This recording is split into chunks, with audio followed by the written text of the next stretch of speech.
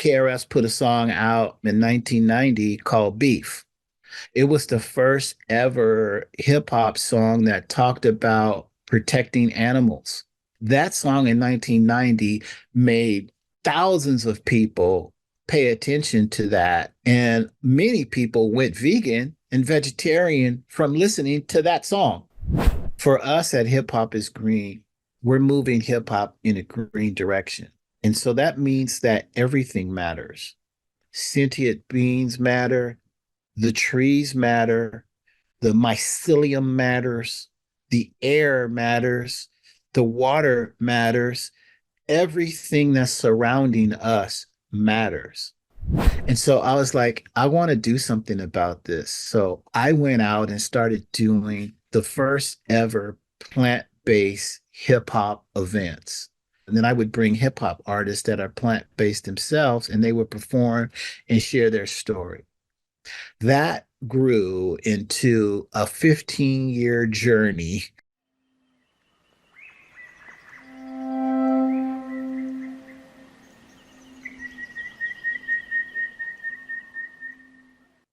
Hey Keith, how are you?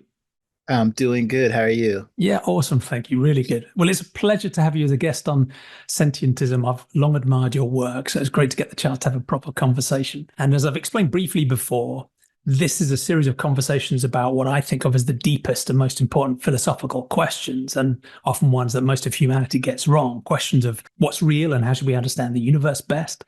Questions of ethics, like what matters and who matters critically, and then the implications for how we should try and make a better world.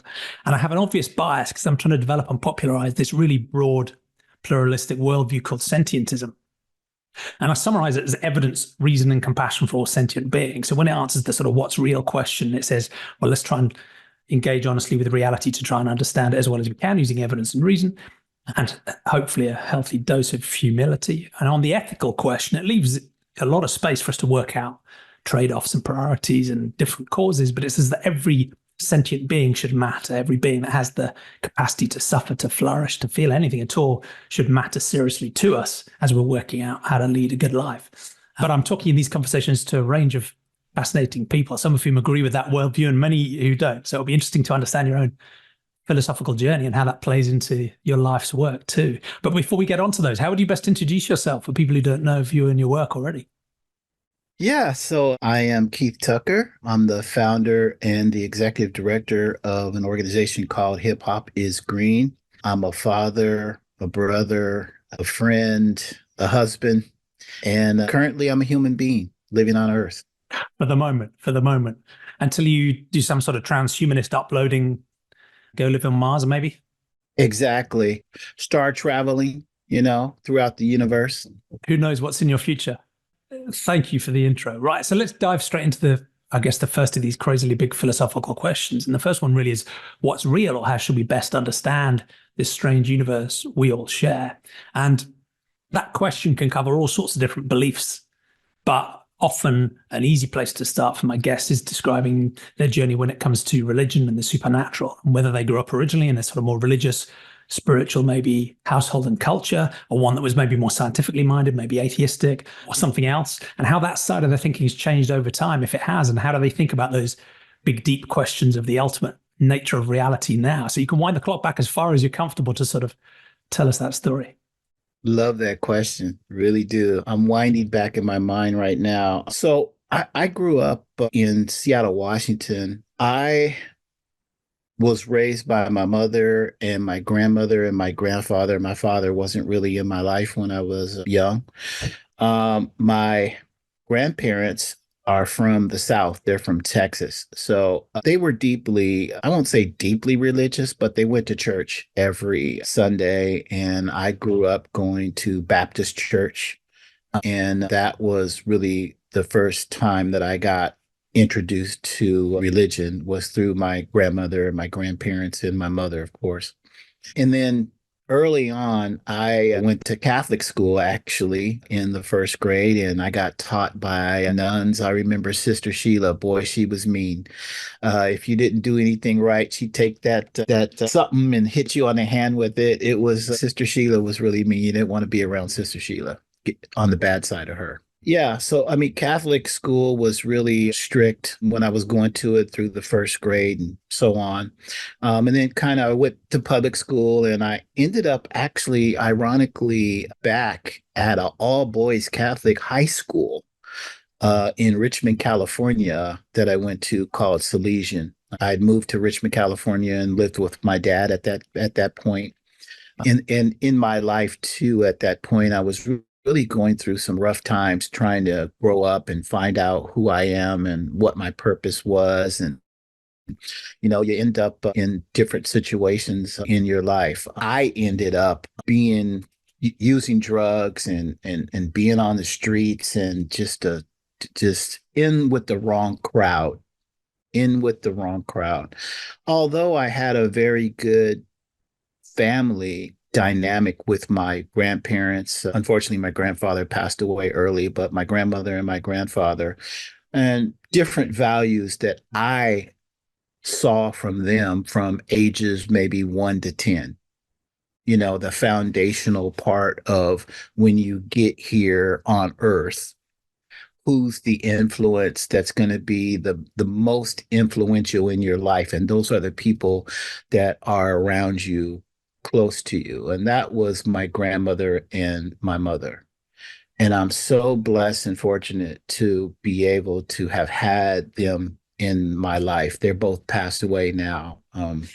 So they gave me at least a great foundation of morals and values and patience and determination and all of these things. And my grandfather, though, I do remember, and I remember this forever, he always said that people come here who they are. Everyone has something that's individual to him, to them when they come here. You can try to change them or redirect them or whatever, but they are them. I remember one of the first lessons that I learned, I had a nice bike, one of my first bikes, brand new bike. Guy came up to me, asked me, "Hey, can I ride your bike?" Sure, yeah. Guy takes off with my bike, and luckily we found it, a few hours later. But I learned a couple of lessons from that. One is that I'm a very giving and nice person, and two, since I am a giving and nice person, I have to beware. Yeah. I have Yeah. to beware. Trust has its risks too. Yeah. Yeah, trust has its limits. So, you know, um, not to take up so much time with this story, but I learned from my rough teenage years on to early adulthood through my 20s having this issue with because I started using substances when I was like 13 years old. There was no say no to drugs. There's no any of those campaigns. And, you know, it was a rough period for me throughout that time. But now that I look upon those days, 31 years later, 31 years clean and sober later, I think it was necessary. It was necessary to create the being that sits here today, that helps other people with issues like this and can give back. So, you know, my values and who I am today were actually both shaped by good things that happened to me and bad things that happened to me. And I learned from all of these things throughout my journey so far, and I still continue that. Yeah. Thank you. Thank you. And it sounds like the values you got from your mother and from your grandmother were almost like a sort of anchor that you went through those tough and troubled times, but you still had that foundation to return to maybe after that Yeah, stage. yeah. And for them, how much was their way of thinking about values and what it means to be good? How much was that grounded in their religion, or do you think they were just sort of two distinct things that they had religious beliefs, but separately they just happened to be really good people, or were the two really richly connected for them? Was their morality grounded in the religion? Yeah, no, I just really think that my mother and my grandmother were just really good people. That's really what it is. They had religion as well, and the church as something to ground them spiritually, But, my family on that side is just really, they're just really good people that I come from, and spiritual as well. And when I say spiritual too, I mean the spirit that's inside of you too. My grandmother used to call it mother wit, mother wit. Yeah, I like it.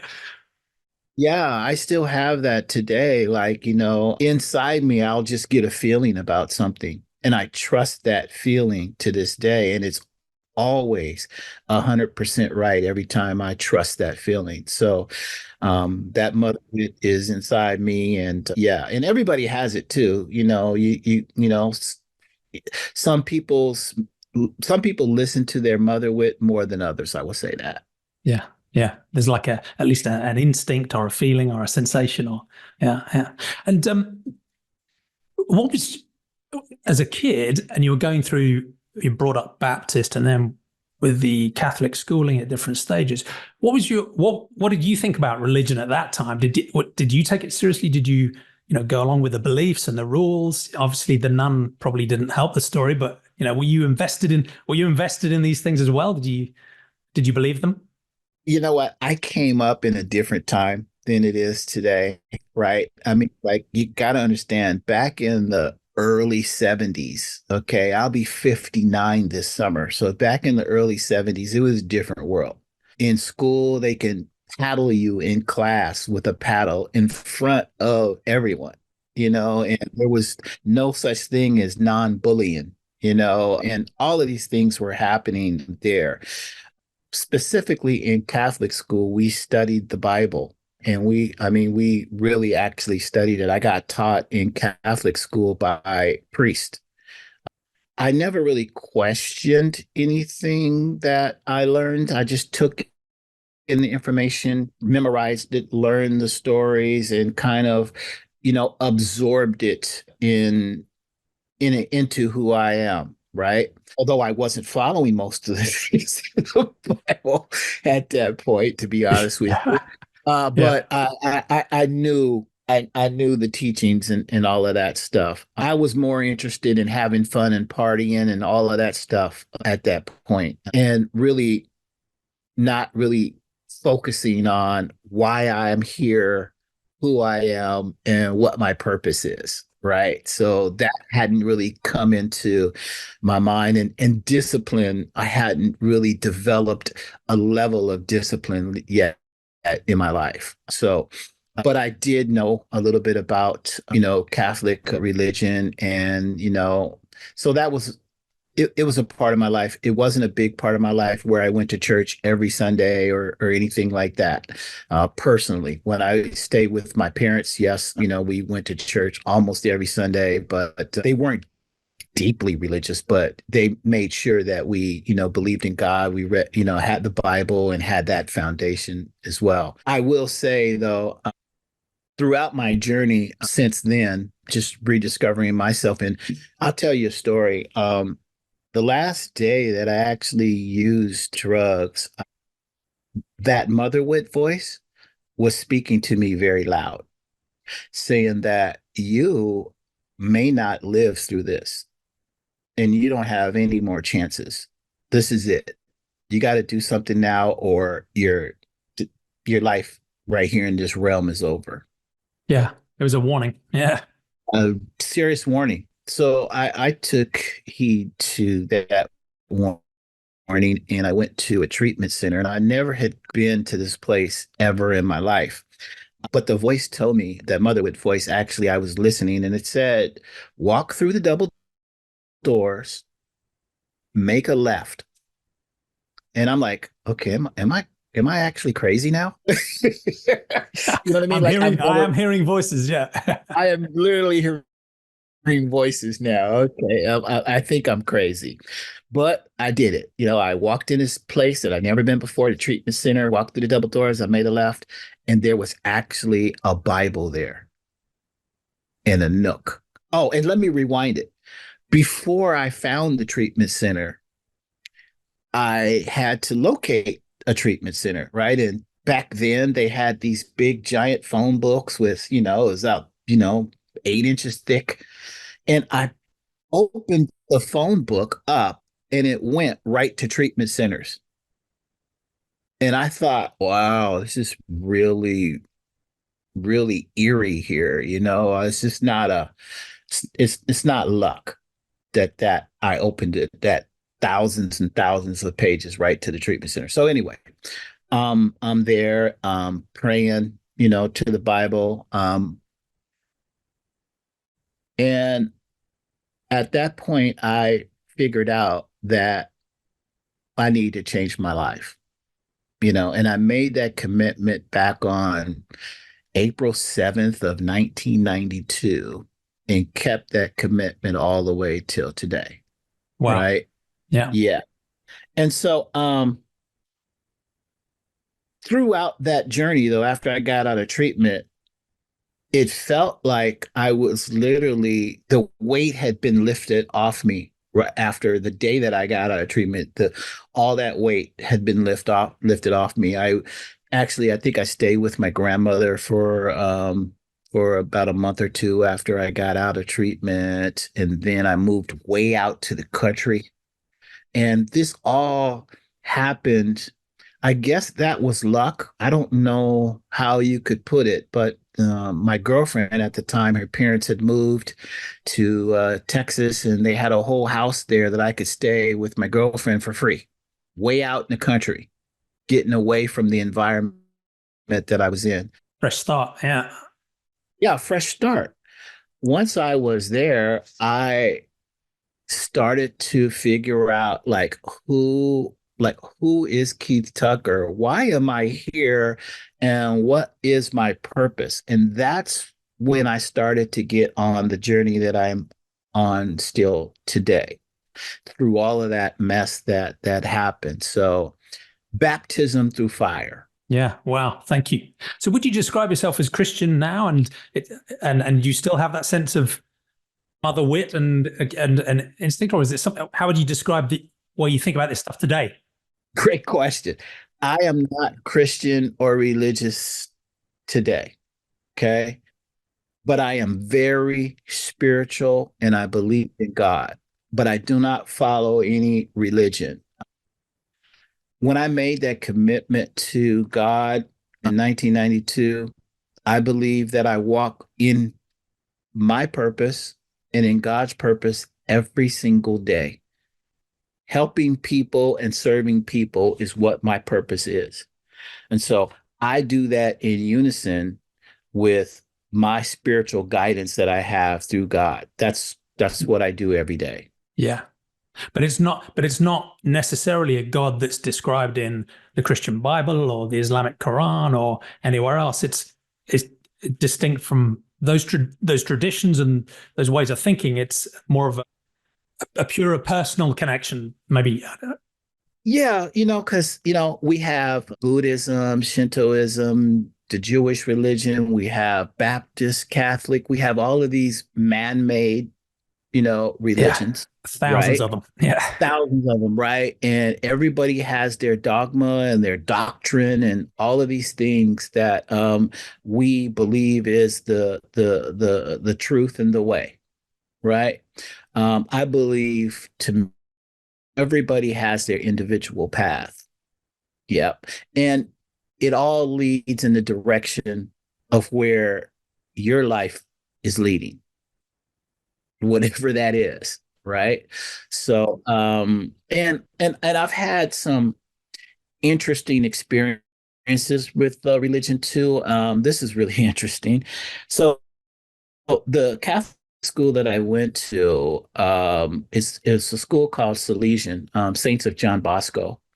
And I was watching 60 Minutes, and I've graduated over 40 years ago, okay, out of high school. So I was watching 60 Minutes, and they had an expose on my school and the year that I went to my school in 1984. And they were talking about priests that were molesting the kids at my school while you were there. while I was there. Didn't know anything about it.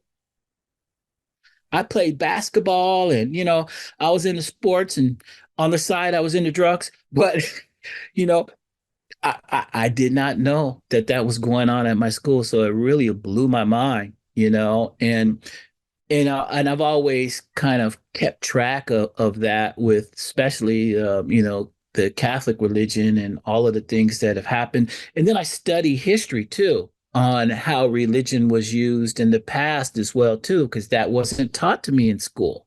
I didn't learn that part of it. We only learned a certain, dogma, like how religion was used to conquer Africa, how religion was used to conquer America, how these things were done, how religious was used when Constantine edited the Bible, right? Where does the Bible come from? How was that book put together, and who did and why? And the editing. Yeah. Yeah, all that stuff was not taught to me in school. I had to learn that stuff on my own. And so that gave me a new a new spiritual outlook on life for myself. And so, That had turned away from some of the institutions that you could see being used politically and sometimes oppressively in history. So it was another reason to turn away. Because in a way, that's one of the fascinating things about. I mean, some people might naively think that hip hop is just this type of music, right? But one of the things I'd love to explore here is, in a way, it is a culture or a worldview of its own. But from an outsider looking in, it does seem like Christianity is, or at least the iconography of Christianity is pretty prevalent in hip hop. And, there's a lot of crosses and people talk about God a lot, and there's a lot of God in the music. But at the same time, as you're hinting at there, Christianity was imposed on most of the communities that are invested in that worldview. And exact. it seems like a dissonance there, that how can this thing be so deeply important to us that it's, I was just going to say that when, Christianity actually, thousands of years ago came out of Ethiopia. All right. And so fast forward to when the and I don't call them slaves, I call them the people that were enslaved. They were introduced to the Bible, and they were introduced to the Bible as a system to keep their minds enslaved, right? And and is it right that there were even specific versions of the Bible rewritten for those people? mhm, to say obey your master and all of this. Convenient, right? Yeah, you will get your riches in heaven and not in earth. All of these things. And, there's a lot of really terrible things, and I don't want to go into all of those things that happen using religion to chain people's minds. But my grandmother, her generation didn't have access to that information. They didn't have access to the information. So it was just passed down from one generation to the next, to the next, to the next. And then finally, when it got to me, I was lucky enough to be able to live in a world where I could get that information, you know. And so that's what shaped my spiritual point of view. Other than that, if I wouldn't have got that information, who knows how I would be thinking now. So that's why, access to information is so important. Education, and not education in the sense of some kind of structure that a government or city municipalities run, but just education that you do yourself is so important, and research and study that of things that you're interested in. I always excelled in things in school that I was interested in. The other things that I wasn't interested in, oh my God, I struggled so much with those things. So, yeah. So yeah. No, Anyway. that's great. Thank you. And the ideas about, education and knowledge, obviously run through some of the projects you run now, which we'll come back to later on. But again, as I understand it, they're also an element of hip hop culture. I think is it number 5 of the elements is knowledge and street knowledge, right? So there's something about epistemology and understanding yourself and working stuff out that's part of the culture there too. Yes. Yes. So just to let everyone know, I've been involved in hip hop for over 50 years. Okay. Even before they called it hip hop. When I was a kid, we had a friend that lived in the South Bronx. He would bring back mixed tapes of Cool Herc, the Funky 4+1, and all these different, and I can't forget the Cold Crush Brothers. And this new music that we would listen to, and we would copy the tapes and give it to someone else. Did you hear this? Did you hear that? And we didn't know what it was, right? And for my younger listeners, tapes are small plastic boxes with a magnetic tape that was wound around a spool, and you would run it through a machine, and it would. Yes, I think exactly. I've still got some here somewhere. Yeah, I still have my collection. And so, yeah, so we would get these tapes and we would share them. And in 1979, that was the big time when the Sugar Hill Gang came out with their song, Rapper's Delight. And it was an 11-minute song. And most songs are like 3 minutes and 20 seconds. This is 11 minutes. And I had never memorized anything in my entire life, maybe a couple Bible verses here, but I memorized that whole 11-minute song in a week. And all of my friends did too. It was a phenomenon when hip hop first came out. It was like a bomb that got dropped off on earth around everywhere in America. And so thus began my journey in hip hop. And I was a fan of the music. I gave house parties, for many years. And then I ended up meeting many legends and pioneers in hip hop and being friends with them, learning from them. And through my journey of just learning who I am, I got to be friends with a legend and pioneer. His name is KRS-One.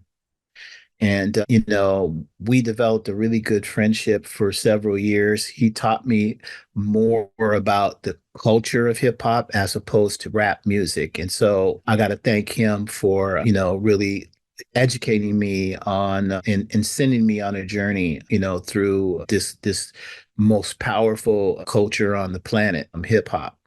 And I think he's written a book on the topic as well, hasn't he?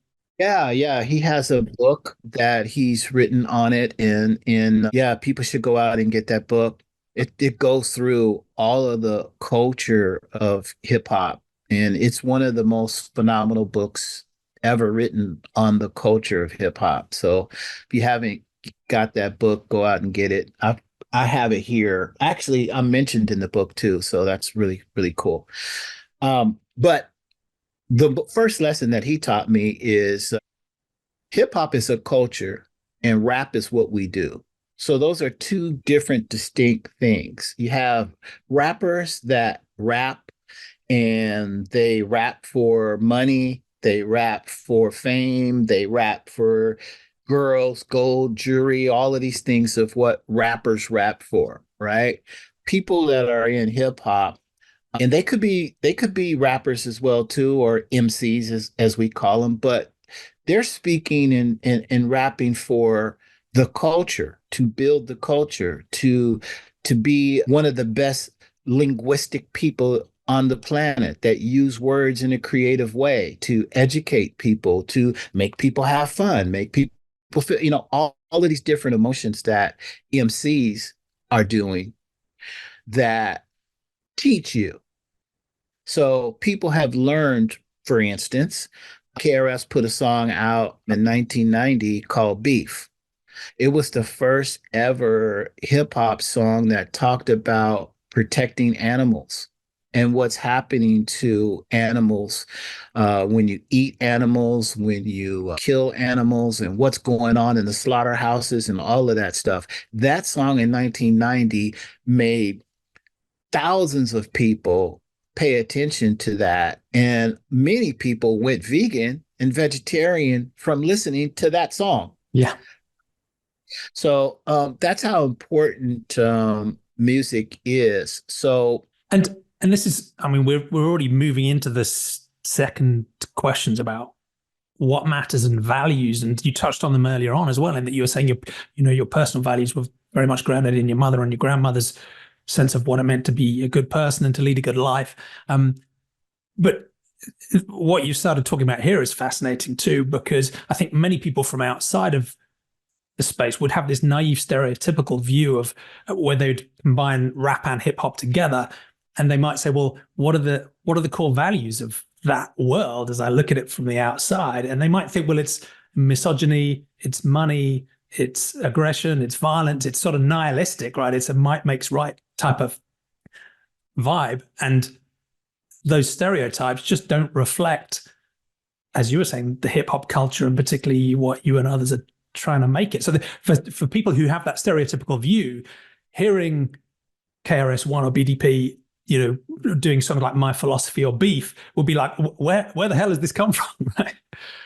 Yeah, the issue here is who controls what music is played on the radio. That's what it's the media who controls the image and the sounds that you listen to and hear and see, right? And so we had a time in hip hop where in the early 80s where most of the music was uplifting, positive. We had Chuck D and Public Enemy with Fight the Power. We had, Yeah, it's like activism. It's political. It's yeah, empowering. many different groups that were about activism, many different groups that were about knowing yourself. They were Afrocentric as well, too, in celebrating, Black culture and history and all of these things. And, in America, most of the times when, Black people are trying to do something positive, it's spinned as a negative thing, right? You don't hear about, the people who created the internet. The guy who did that was a Black guy. You don't feel the guy who created the cell phone was a Black guy. The guy, it just goes on and on and on and on, right? But nobody hears about that stuff. What we want to hear about is, the guy that robbed somebody or the guy that is a misogynist, and that's pumped into our heads every day, day in and day out, and day in and day out, and then the music that is selected today to actually represent, I'll put some air quotes in the air, to represent hip hop is selected by people that are not even a part of our community, right? And this music that's selected to be promoted is some of the worst music. I don't even want to call it music. I don't know what it is, but I know the end result is it creates psychopath people. It really does. It's psychopath music. It only talks about killing, guns, misogyny, all of the worst things that you could ever think of is in this music. And then it's pumped into young people's minds every day, day in and day out through TikTok, through, videos, through music, through their parents they see that are doing this, right? And then the young child replicates that as well, too. So that's how you destroy a generation, right? Through culture, right? So, and then other people that are not a part of the culture, they're looking at all this stuff, right? And they're like, wow, look at those people over there. That's all they do is listen to this music, blah, blah, blah, blah, blah, blah, blah, because it's promoted. It's promoted over and over. Just one side. It's like when I go and speak to high schools and universities, I have a slide that I show them. And I show a slide of fire and water, right?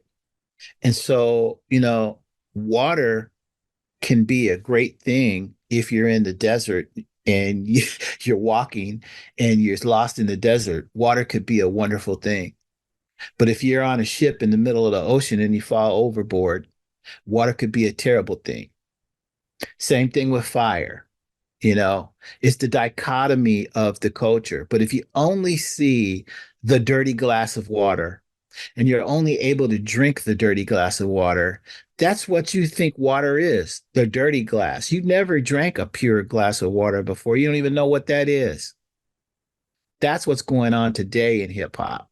And not even hip hop, throughout all media. Look for the positive stories that are out there and things that make you feel good on the news.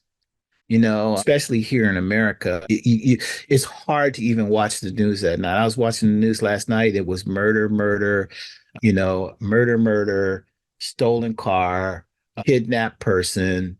It was just so down and so, terrible that what we're doing here for our organization and for the culture is so important right now. It's most important right now for what we're trying to do. So that must be a deeply frustrating thing for you to have lived through and to see. But and I guess a core part of your work is trying to set that right and lay out what the values that run through hip hop culture should be. Right? How would you describe those values or the elements to someone who was sort of eager to learn about it? What are the essential values that run through hip hop culture and you think should run through hip hop culture? And it'd be good to get into how you've tried to develop that with the 10th element and extend it even further. yeah, I want to finish something up and then I'm gonna get back. This happened starting back in the early 90s with gangster rap. When gangster rap came out, that's when it turned from being positive to being a negative thing. I happened to be around someone who was battling gangster rap on the highest level. Her name was C. Dolores Tucker. She was the first Black Secretary of State for Philadelphia. She walked with Dr. Martin Luther King. She was friends with Coretta Scott King and some of the top Black women civil rights leaders in the world. And she had an organization called the National Congress of Black Women, and she happened to be married to my cousin. And so I was around her and kind of consulting her as a young person at this time when she was dealing with Death Row Records and Suge Knight and all of that stuff. So I got to see from a bird's eye view how this thing went from a negative thing to a positive because she was saying to the record industry, we don't need to call Black women B's and H's. you know and that's when that stuff started happening, and now it's gone a whole nother level past that.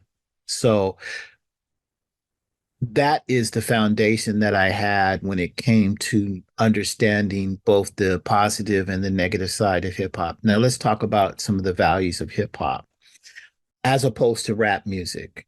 Okay, there's hip hop culture, which in hip hop culture we have different elements, right? And I'll lay out these elements for you and talk about how these elements put value back in the community and lead people to finding their purpose in life. So the DJ is the first element. MC is the second element. MC is basically master of ceremonies, or you could say rap is a part of the MC element, right? And then you have the b-boying, which is or b-girl, which is the breaking and the dance that we have, and then we have graffiti. Those are the four core elements that we started hip hop with. And then in the late 80s, we put in street knowledge as one of the elements, the fifth element of hip hop culture. And that is very important. Like I said, I learned from my grandmother different things. I learned from my grandfather, my family members, and everybody does that. Like, you'll be in the kitchen with your grandmother and she'll teach you a recipe or something that you learn that you take for the rest of your life, right? Or you're talking with grandpa on the porch and he shares some information to you that you can't learn in school or anywhere else, right? Or you have a teacher or a mentor or somebody in your life that gives you some knowledge that you can't learn from an institution. And that is street knowledge. And that's some of the best information that you will ever get, right? So street knowledge is the fifth element. And then in the 70s, Ronald Reagan and it took music out of the schools. So basically you couldn't play a trombone no more or a trumpet because we didn't have those in schools. So we had to make our own music with nothing. and they created a element called beatboxing. And beatboxing is just making sounds with your mouth. And some of these people, I've interviewed them when I had my own radio show, and some of these people are supernatural with their abilities to mimic a drum machine and all different kind of It's mind instruments. blowing, isn't it? It's so One of the earliest guys I listened to is Razel.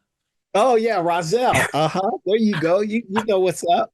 So yeah, and then another guy too that I first heard is Buffy the Human Beatbox.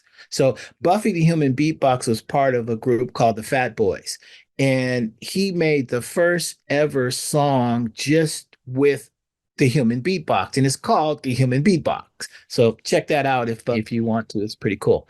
And then I think Dougie Fresh was the second person that I heard doing the beatbox as well too. So that's the and then KRS-One added a few elements to the culture of hip hop with this one of the most important documents ever to be written in hip hop culture. And I bet you most people that are listening right now don't even know this document exists. This document is called the Hip Hop Declaration of Peace. Look the Hip Hop Declaration of Peace up. It has 18 principles which guide hip hop culture towards peace, unity, and safely having fun. And it lays out all of our different principles in the Hip Hop Declaration of Peace. And when I found out about this document in the early 2000s, it actually had been ratified by the United Nations in May 16th, 2001. 300 delegates of the hip hop community went to the United Nations and they ratified hip hop as a worldwide culture back on that date. And ironically, I'm actually going to Washington, D.C. Next week because it's going to be put into the National Hip Hop Museum next week. KRS will be there and many other legends and here next week. But the first principle in the Hip Hop Declaration of Peace outlined the 9 elements of hip hop for the first time ever. So, as I was saying, the sixth element is beatboxing, the seventh element is street fashion. So in hip hop, we wear our clothes a certain way. And so that became an actual element of the culture. Street language is another thing that is really big in hip hop culture. It's been big in Black culture forever. And street language is used everywhere too, by the way. It's used in commercials to sell products. It's used from the highest corporations. The music is used by the highest corporation, the fashion is used, all of the elements of hip hop are used by everyone in the world, right? So street fashion, street language, and then you have street entrepreneurialism, which is the ninth element of the culture of hip hop, and that's very important because a lot of people in our communities weren't taught in a traditional sense of going to a business school to learn marketing and distribution and accounting and things like that. So most of us learn that on our own through running our own businesses, opening up businesses that are a part of hip hop culture, whether you're a promoter, whether you're into fashion, whether you're into any of these elements. There's a part on the underlining part of it is business, right? And so when I was a kid, I wanted to find out, what I wanted to do. And at that time, they had a sheet of paper with 1,000 different jobs on it. Architects, lawyers, all this stuff. And I looked through every single one of them. I literally looked through every single one of them. And I said, I don't want to be none of this because they didn't have business person or entrepreneur on that list, right? It was all working for somebody else. It was always working for somebody else. So yeah, so those are the elements of our culture. And how that ties back to values is this. Culture has traditions that have been passed on from one generation to the next. And some of these traditions, especially in, my aspect of hip hop, is always wanting to do something for others, to help build the community, to help educate people, to help to educate yourself first. right? Because, if we're not educated first, how can we help other people, right? So it's an ongoing self-evaluation in being an example for your community.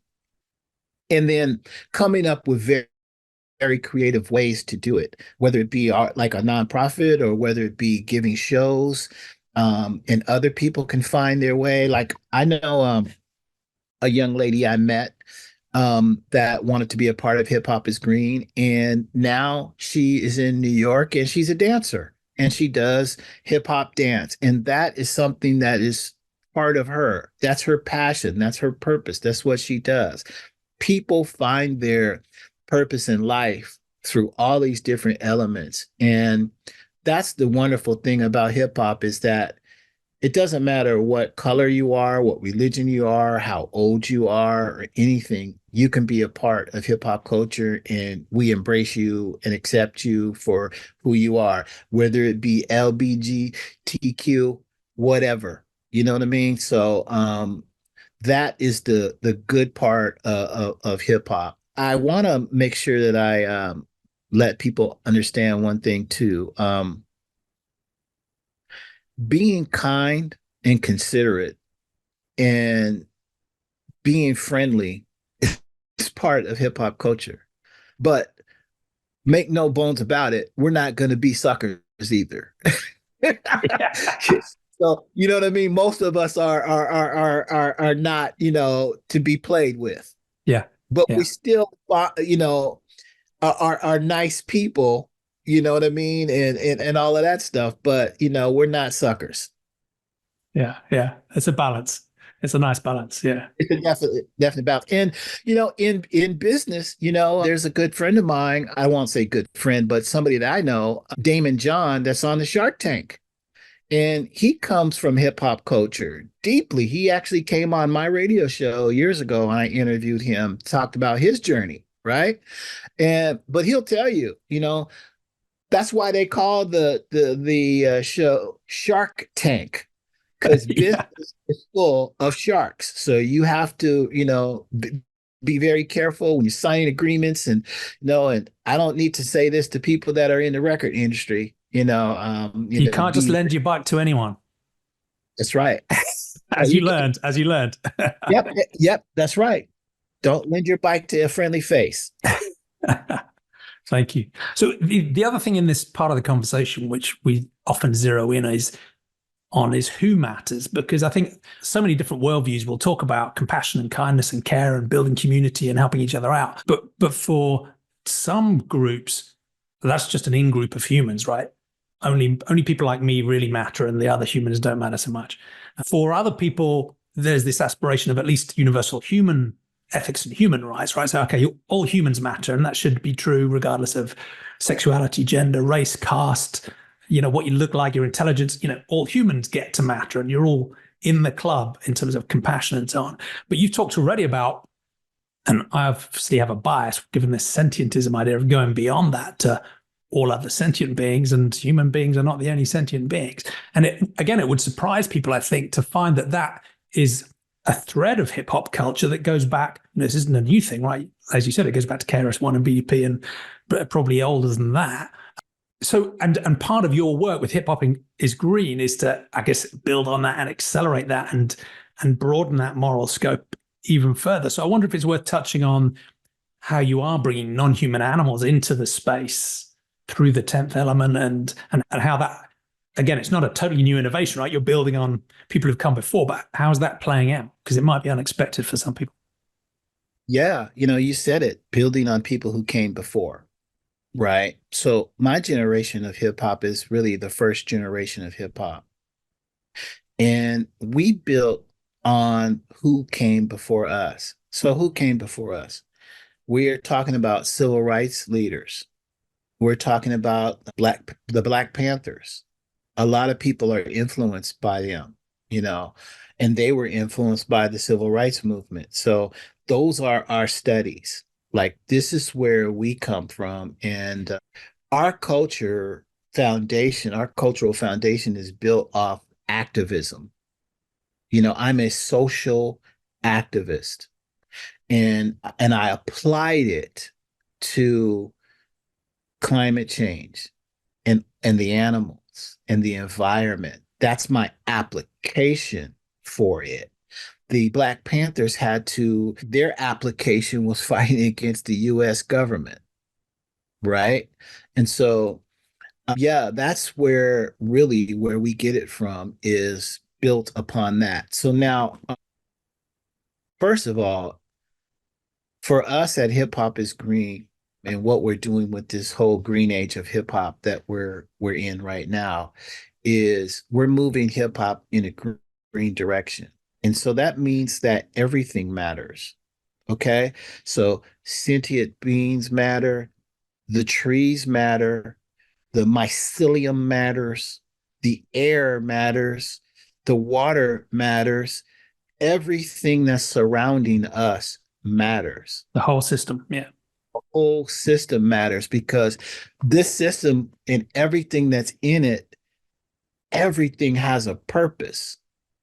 And it's put here for a purpose to operate this system in the best way that it can function. And so when humans came into the picture and we grew with our knowledge, we shifted the way that, and we shifted the way that this system runs here on Earth and through our environment. And some of us believe that we can help to make a shift back to where we're living in balance with our universe. Right now, people have to understand animals are living in balance with their environment, just regular animals, the animals that you eat every day, the chicken and the beef and all that stuff. Those are animals that are minding their business, living their lives, living in balance, not really, hurting anyone, but surviving the way that they know best. And then we come in there and mass murder them. And most of them for no reason. If you look at what they're doing with catching fish and the bycatch that happens all the time with different fish, bycatch is when they're fishing for a certain fish and then some other fish come in there and they kill them anyway. Millions of those happen every single day, for no reason, or the definning of sharks, and it just goes on with, what damage that we're doing to this planet. And what was your journey to seeing that as an ethical issue? Because one of the things that frustrates me, there are many people who would share your environmental concern. They'd say, look, the system as a whole matters. We're destroying it in various ways.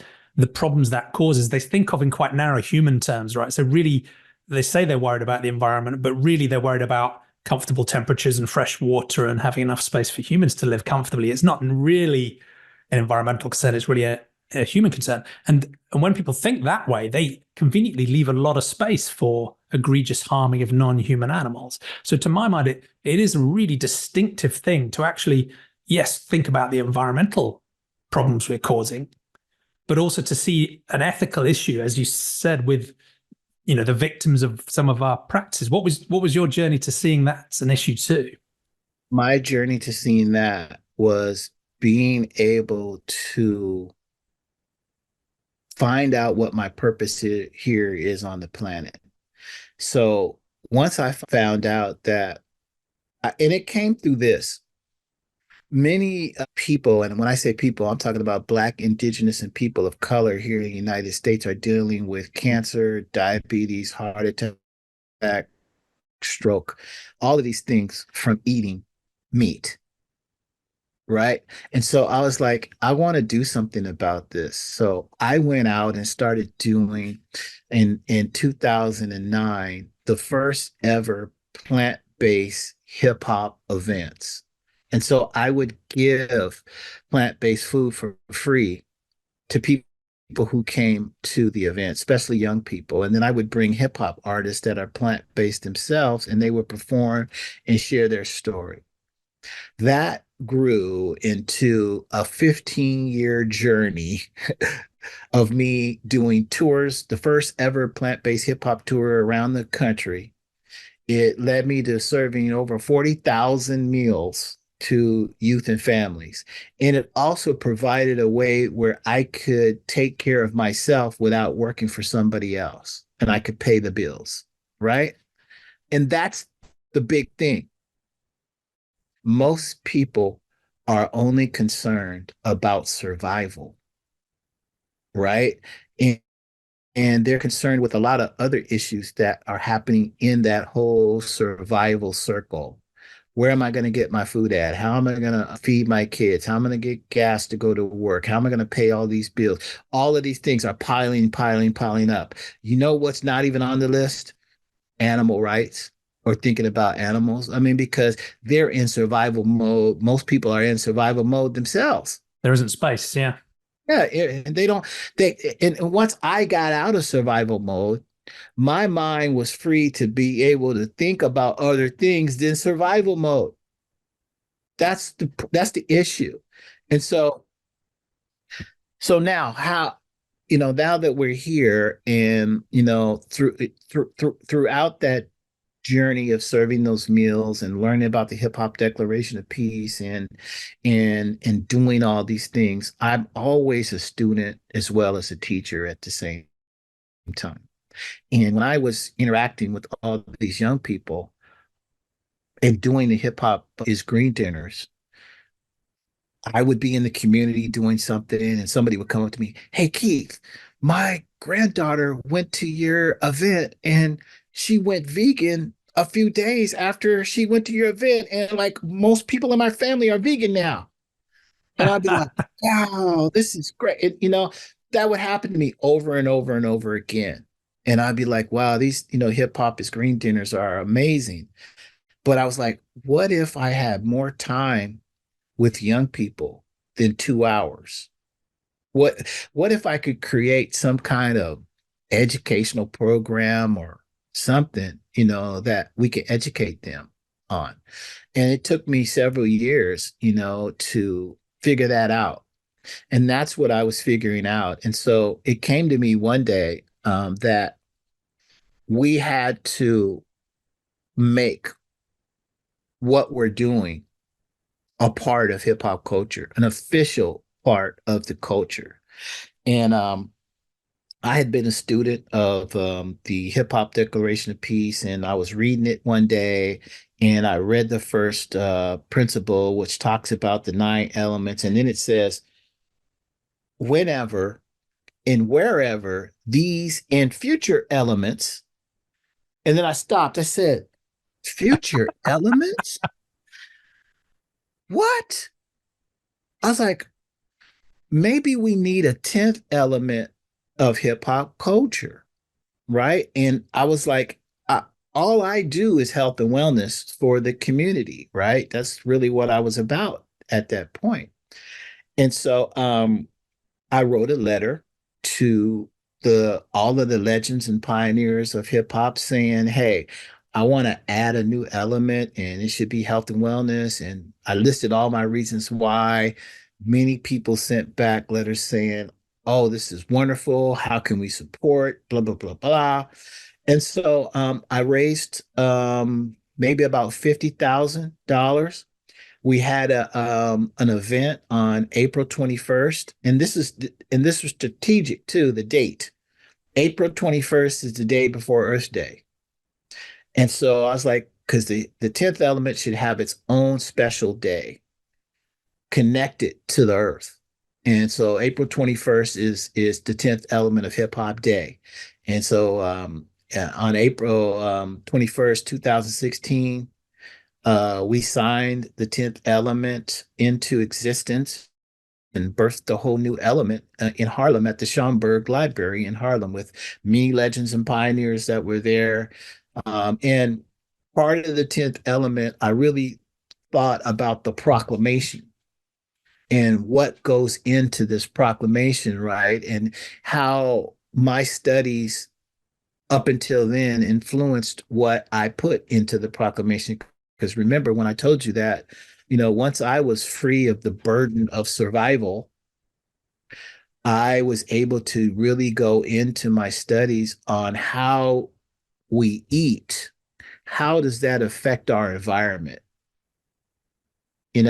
What we put on our plate, how does that affect our environment, right? And so I got into all of the different studies of what's going on with the different ways that our planet is being destroyed, right? And so I learned about that, and that just blew my mind that, we're in a sixth extinction of species on this planet that are disappearing at rates we've never seen before since the dinosaurs. And it's human caused, right? That's just with the species, not including, the forests that are disappearing, the dead zones in the water. And I could just go on and on with all the things that I discovered. So that's why it was so important that the 10th element not only be about the new lifestyle that we are adopting in hip hop, which is plant-based eating, but also animal rights, also protecting the environment, also being clean and sober because of my journey, and being having mental health as part of hip hop as well. We need to mentally take care of ourselves. And part of me being an activist is food justice, right? And environmental justice. So all of those things that are a part of the 10th element, I put in there because, hip hop just turned 50 years old last year. Okay. So what's the next 50 years of hip hop going to look like? And to me, it may not look like what it looked like 50 years ago. The music, it may not look like the music. It may look more like a movement. You know, um, I'm sure when, the Bible was created, it doesn't look like what it looks like today. Yeah. Yeah, too So right, too things right. change, and things need to change, and sometimes things change for the better, sometimes they change for the worse. I believe that I believe that we're going in the right direction, especially with the things going on in hip hop culture today. All of the negative things that are going on, it's so important that something like hip hop is green and the 10th element exists, and we need to proliferate it as far and wide as possible because everyone says young people are the future and we need to help young people, but the government doesn't put money into schools.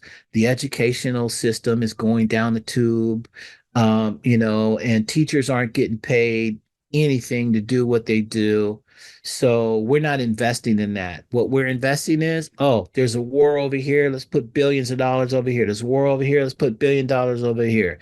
You want to get a bill passed? Okay, put that money in my pocket. That's how we run the country. And I teach the kids this. I'm frank with them on how the world runs. And these kids are smart. They understand what's going on. And so that's where we're putting our energy at into young people and the next generation that comes up. That's where we're putting all our energy. Yeah, thank you. And that 10th element, it's interesting because you call it health and wellness, but there's a lot in there. But there's synergies between all those different elements. Like you say, there's mental health and wellness for the individual, there's food justice and activism, there's environmental concerns and thinking about ecosystems and so on, and there's animal rights. And it's just a win-win, right? The whole thing feeds together. And I don't know if this is a good parallel, but it's interesting. Some of my guests had very different path through life, but they found something that maybe echoes in the straight edge movement in punk. So it's another world where someone from outside would look at punk and go, it's just a sort of anarchistic, I don't care about anything, smash things up. And you look inside and you speak to people and there's activism and politics and deep values and liberty and freedom and ideas like straight edge, which has some echoes with what you've done. I don't know if they stole some of your ideas, but again, there's ideas in there about sobriety and clean living, and veganism is very common. And Yeah, yeah, yeah. No, I'm totally with you. I have a good friend of mine, Aaron. He's a chef, a vegan chef in Portland. who did some fundraising for me when I was doing an event there. He's straight edge and punk. And we were talking about the parallels between what I'm doing and that movement as well. And there's a definite parallel between punk music and hip hop because it was out around the same time in New Yeah. York. You know what I mean? 70s, 80s, 90s. Yeah. Yeah. So there's that parallel there too. So yeah. So And I don't know if you've seen the Moby movie. no, I haven't. So you should definitely watch it. It's fascinating because it's an exploration. It's called the Vegan Punk Rock Movie. I think it's free on YouTube or somewhere. It's like a couple of hours, but with loads of great interviews. You may know some of the people. I don't know if your friend is in it, but it sounds like from hearing other interviews with you, you've got some footage that mean you could probably make the hip hop is green version of that. So Definitely. Yeah, definitely. there's a need for that movie. We need the hip hop is green movie. I have footage of everything that we've done all the way from 2009 up to now. So Wow. yeah, Yeah, it's ready. It's ready. Just one day needs some we'll do editing it. Yeah, one day we'll do it. and some production funding. Yeah. Well, that's fascinating to take us through that story. Thank you. And the final question, which we've been talking about much of this conversation, is this question about how do we make a better world in a way that, that's exactly what we've been talking about. That's what you're trying to do. And I'm interested in one, whether you've got any sort of big picture thoughts about how to make a better world. And one of the things that pops up in my mind is to what extent is there a link between some of the activism that you talked about that you're building on the early roots in terms of civil rights movement and so on? How applicable is there a thread that runs through that into thinking about non-human animals, or do you see them as distinct, problems that you just want to help work on both? How much is there a thread of oppression and hierarchy and challenge that's relevant to those things, or are they just distinct areas? Yeah, no, I think it all goes together and there is a thread that runs all the way through. In my time, there was media that controlled the images and sounds of people. And in the mentors and leaders that I mentored from, they controlled that as well too. For many years, people thought the Black Panthers were the worst thing ever, the biggest threat to American government, like they said on the news. But guess what? They ran programs. They started the first ever breakfast program in the United States to feed people that didn't have food. They started treatment centers in places all around the country to treat people for drugs and alcohol. They started community health centers. The community health centers were started by Black Panthers. So all of these wonderful things that they were doing in the community weren't highlighted at all, right? So that's the thread that goes through all the way until where I am. Like, guess what? You don't see, I know for a fact there's many organizations, thousands of them around the world in hip hop that are doing wonderful things. But people don't know about these organizations because they're not promoted on the evening news or Yeah, wherever you get your information the at. story isn't told. Yeah. Story isn't told, right? And so yeah, so my experience with that is that there is a through line, and how do we make a better world is up to every single individual. That's where everything lies, is in the hands of individuals. And the way that I'm doing it is through young people, um, because they are going to shape in just a few years the direction of the planet. And so we've got to, just like I had a foundation that I could go back to, they have to have some kind of foundation. And that foundation can't be built off what society is filling them up with. It has to come from, there has to be a balance there. If there's no balance, then we're going to continue sliding down the slope that we're sliding down, right? So that's where we put all of our effort on. And, there's parents that are get involved in this too. It's just not just young people. There's parents that get involved. There's community people. There's people from, different cities that are involved. There's city officials that are, I mean, there's a lot of people involved in the work that we're doing. So it's just not just young people. I get funding from, a lot of different organizations and things like that. And shout out to all of the people who are funding Hip Hop is Green to make that happen. And that's the But Youth Excellence Program on the show. the Youth Excellence Program right here. And we have other programs. I mean, we have our 10,000 tree program. We've planted 3,000 trees so far. And that was a really cool thing. I mean, the day we went out and did our first planting, I think we planted 529 trees, and it was storming down, raining. It was cold. It was just a nasty, mean day. And I Yeah. had, And Seattle can do those. yep, I have 42 kids between the ages of 11 through 14 out there planting trees, and they were complaining, man, but they got the job done. And once they got the job done and they saw everything that they did and all that stuff, they felt so good about the work that they're doing and about the things that they're doing for the planet and all of that stuff. And we create relationships with these kids. It's not like, just, hey, we're going to do this and that. I mean, they're a part of Hip Hop is Green family. Some of these young people end up interning for us and working for us. So it's a really good program that we have set up And for I them. think I think you're right about young people because I'm really lucky in the UK to do quite a lot of workshops and lessons around different worldviews and philosophies and so on.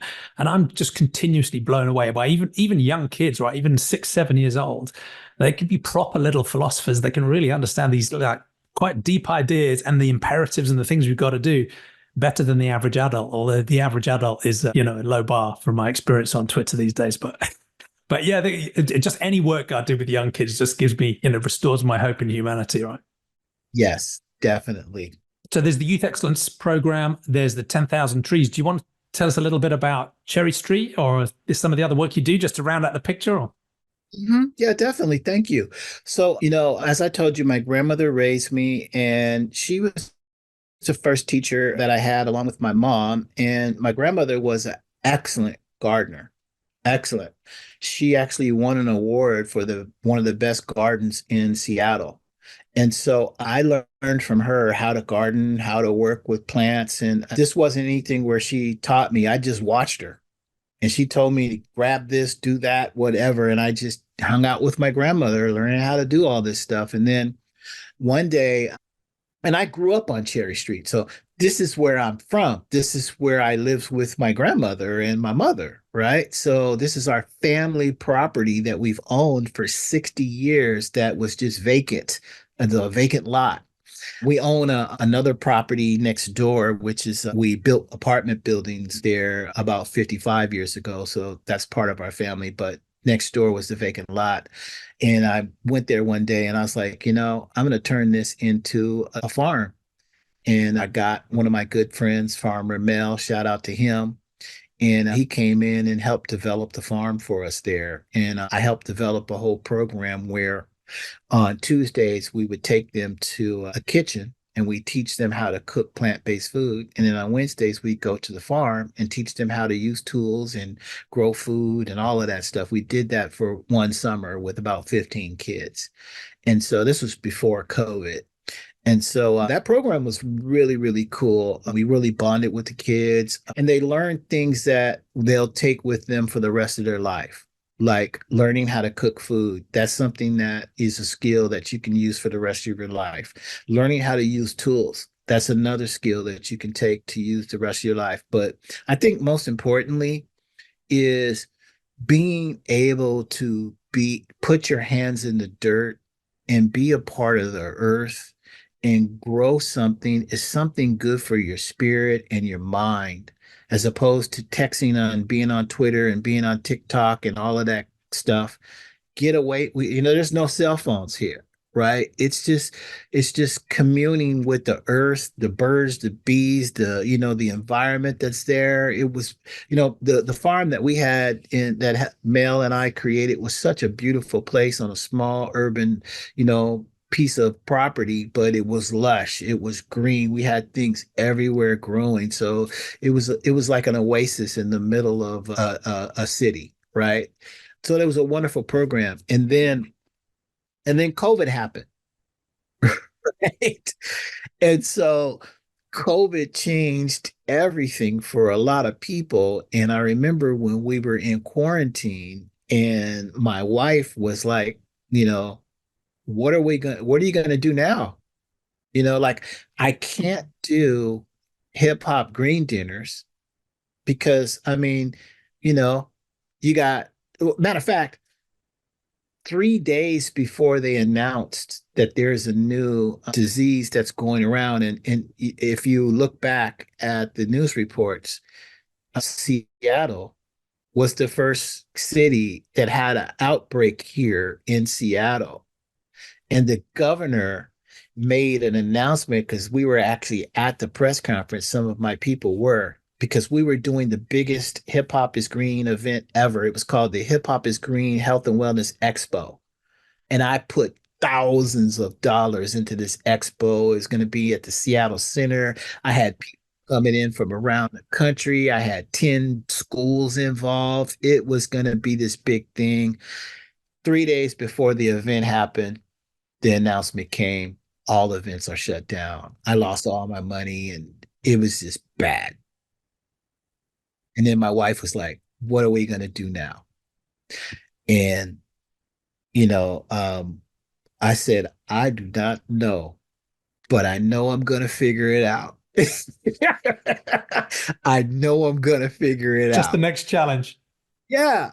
And while we're in quarantine, everybody had a chance to just settle down and quiet yourself, meditate a little bit, let all of the stress just come down a little bit off being on the treadmill of life, right?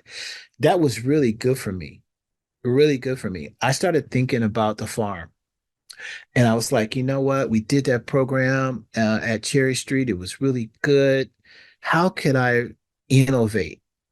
That's something that I pride myself on, is being an innovator, being a creative and doing things that people have never done before. And so I'm like, okay, um, doing a little research.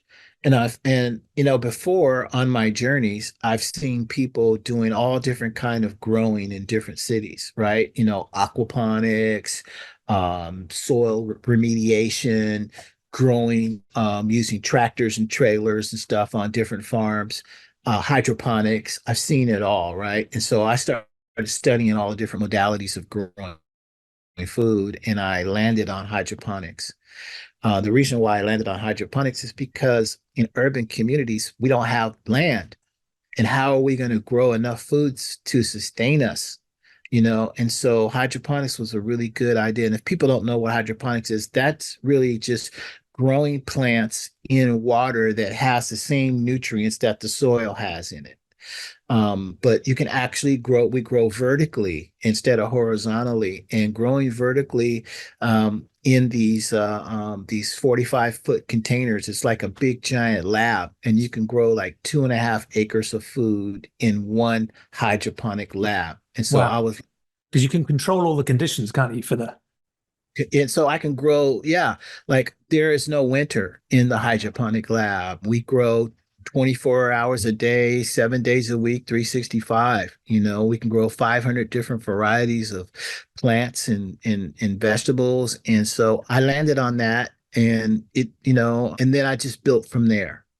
We built a kitchen at Cherry Street Farms. The kitchen is still almost done now. We still have some more things to do, but it's a construction site. But the kitchen is there, the hydroponic lab is there. I mean, we're going to have, different programs there at Cherry Street Farm. So it looks totally different than when we first started our little pea patch garden that we had. Now it's officially Cherry Street Farm and Lab. So the kids will be able to learn science, technology, engineering, and math. They'll be able to learn marketing and distribution because we serve our food to businesses that are in the local area. We actually donate food as well too. Then we have the kitchen there where we can teach them how to cook the food. Then we have the Youth Excellence Program where we can teach them about climate change for in our 10-week program. We're partnering with the Washington State Parks Department, Department of Natural Resources, the City Parks Department, the University of Washington, and the list goes on with our partners that we're partnering with this project. So yeah, we should be done with the development of Cherry Street Farm by the end of this summer. Yeah. So yeah, Awesome. it's a 4-year project. So we raised a lot of money just to get the hydroponic lab was a $200,000 endeavor, so yeah. Yeah. Pretty serious up front. Yep. It's a really, and it's an interesting balance with one of my recent interviews, which I haven't published yet, with Jimmy Vidale. I don't know if you've heard of him, but he's written a book called Veganic Growers Handbook. But Oh, okay. he finished up his conversation with me saying, "Look, I've got the rural side sorted, right, where I've got an acre of land and I can do the crop rotation and I can use the space and so on." He said, "I don't know what you're going to do in the cities," and I think you've got the answer, right? So Yeah, he can do the rural, you can do the urban, and we're got the bases our covered. goal is to have a Cherry Street farm in most major cities around the country. So that's what our goal is. We had chapters of Hip Hop is Green in cities around the country before COVID. And so we're going around with a new model now that includes all of the things that I just told you about. So All yeah, the pieces that fit together. Yeah. mhm. Yeah. Yeah. Thank you. So how, and I guess to wrap up, because I want to respect your time, how optimistic do you feel about your prospects going forward? Because it feels like you're probably not too optimistic about getting that much government help or big business help, but I can sense a real optimism about what the community can do for itself. And how do you feel about our prospects going forward? I feel great. And, to the contrary, governments and city, especially city governments, and even the federal government, they are actually stepping up to the plate. I've raised a lot of money with the city of Seattle, and they've supported me and different other organizations and businesses. When I was doing the hip hop green dinners, I raised the money to, because it costs a lot just to serve 600 people. That's a lot of money. And businesses stepped up to the plate. Those were different vegan companies. I had more vegan sponsors than any other person in the country at one point. Right. And so, using that experience and kind of placing it on this new model that we have interest from a lot of people, including tech companies. And so we've got a new project that we're working on with our partners at the University of Washington, which will come out in November. And we're doing a hip hop climate conference and concert. So that's going to be amazing. So that's coming up soon as well too. And we've got a lot of interest from different companies, businesses, and people, that for that as well too. So I'm optimistic because I could see where the future is going as far as climate change, as far as urban environments, as far as the need for young people to have something positive. All of those different touch points we touch on. And we've already sussed it out, worked it out, and have something. We've graduated over 200 kids from our program so far. So we know how to do it. Yeah, and those kids are going out there into the world, and the ripples Yeah, some of our flow kids are out, right? they're in college right now, right? And so, and they're vegan. They know about climate change. They know about the systems that promote, animal murder. They know about all of these things. So, and some of these kids want to be policymakers. Yeah. That's how we change the world. You never know what a kid's going to be. They could grow up to be president of the United States. You never know who you're going to influence. So we want to reach as many kids as we possibly can. Keep sending them out there. Yeah.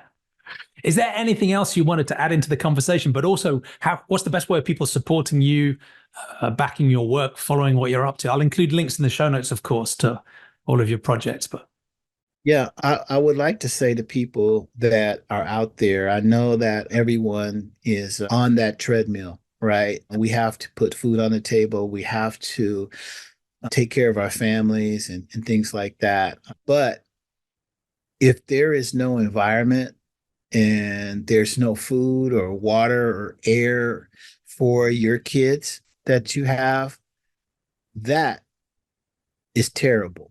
And I don't want to see that future happen.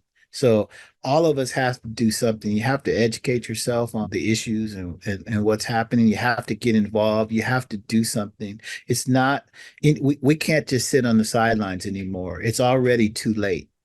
Yeah, these aren't distant issues anymore, right? They're urgent and immediate. Yeah. Yeah, I mean, like, I think when I looked at it, there was the last time I looked, we were at 426 parts per million of carbon in the atmosphere. 426 parts per million. Once we get to 450 parts per million, we cannot go back anymore. It's done. So we have to live with whatever environment that creates. And scientists have said that that environment creates tornadoes, hurricanes, droughts, lack of food, um, in whole continents sinking. So, you know, the the polar ice caps melting, all of these things, the fish in the sea gone. There's already 70% of the big fish in the sea are already gone already. Right. And so I just want people to just go out there and do the research like I did. And you'll find that there's a very scary horror story out there that's going on that you haven't seen. Worse than any movie that you could ever watch. And it's really happening in real life. So And the answers are simpler than people think, right? yeah. I mean, the best answers that anybody could do if you think it's a powerless thing, the best thing you could do is eat plants. And that helps stop the killing of animals because one, we don't want animals to suffer and go through pain and be murdered, but also too the byproduct of that is that animal agriculture creates more environmental damage than any other thing on the planet. It creates more CO2 than anything, right? And so that's what people need to understand is that that whole system that produces our food is what's destroying this planet. Yeah. I mean, it doesn't solve the energy part of the problem, but I think it really is a silver bullet for the agricultural part of the problem, and that's a big chunk of it, right?